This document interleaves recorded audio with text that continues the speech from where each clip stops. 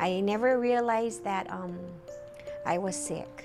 So I just went to Straub, and I thought I was gonna get cough medicine, and I had to see a cardiologist. What he told me was I had idiopathic dilated cardiomyopathy. Basically, it meant that I had an enlarged heart and I would need a heart transplant. My whole life changed at that moment.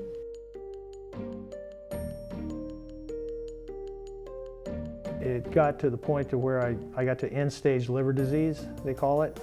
And when that happens, your only option is to get a transplant. My thoughts when I was waiting is, am I going to get a liver? Will one be available when I need it? Well, at the age of 10, I was diagnosed with diabetes. And my diabetes pretty much wasn't in control, and I wasn't really taking care of myself. I was really scared. Being a single mom, my son at that time was just 5, and you know, looking at my little boy and being like, I'm not gonna be there for him one day, maybe. I knew transplant was gonna give me that opportunity to be there for him.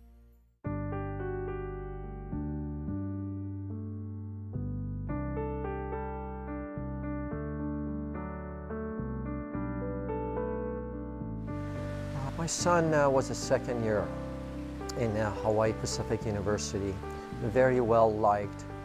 He decided to go shopping with his friend, and they were heading back towards the dorm, him on a moped without a helmet. He hit the pavement and he was ejected headfirst to a tree. And that's where his life began a different chapter.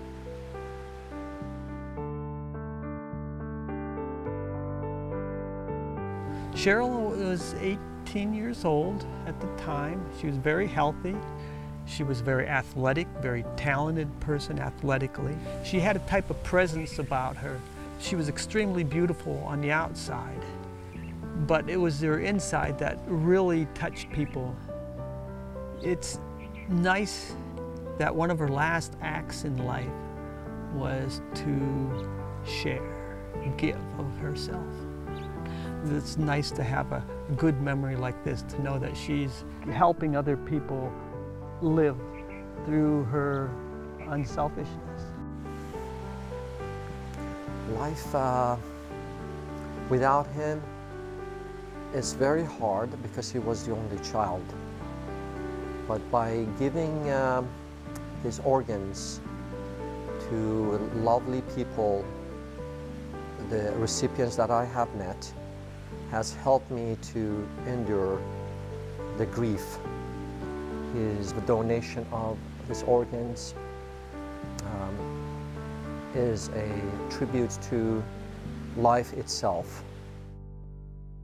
I'm a universal donor, but I could only receive an O-positive heart. My cardiologist told me that because O-positive is a very hard organ to find, I basically probably would die. So I focused my life on dying for a year. I planned my funeral. I wrote letters to my kids. So, you know, we were getting ready for church, and I was putting on my clothes, and then the phone rings, you know. And she goes, "Hey, it's Donna, happy Mother's Day. Don't eat anything." So I thought, oh, why? And she says, well, you know what? We might have found a heart for you. And, you know, at that moment, it's like my heart went to my stomach, and I thought I was in dreamland because I thought that would never happen. The waiting was really horrendous, I guess, because it was like I was so anxious. It's September 22nd. As soon as they was taking out my dialysis needles, I got my phone call on my cell phone. I went home and told my little boy that Mommy's gonna be okay. I think it was the most wonderful feeling, knowing that it was the start of my new life. If I could speak to my donor's family, I would tell them what my life is like now. I would tell them how wonderful and the chance that they gave me to be able to watch my grandkids being born, to be able to see my son graduate from high school, to tie his tie at his prom, you know, and see him go off in the limousine.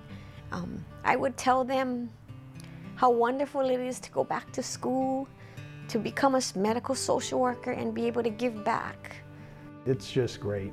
I enjoy my children again, and I'm able to do things that I couldn't do before. And it seems like I even have more energy than I did before I was sick. Go talk to someone and go get more information about it. And if you do, you'll understand what a wonderful thing it really is. For me, organ donation gets me up. It gives me life, and until the day I die, I will treasure my heart. So. Life is worth giving. Sign up now at the DMV, online at legacyoflifehawaii.org, or give us a call at 808-599-7630.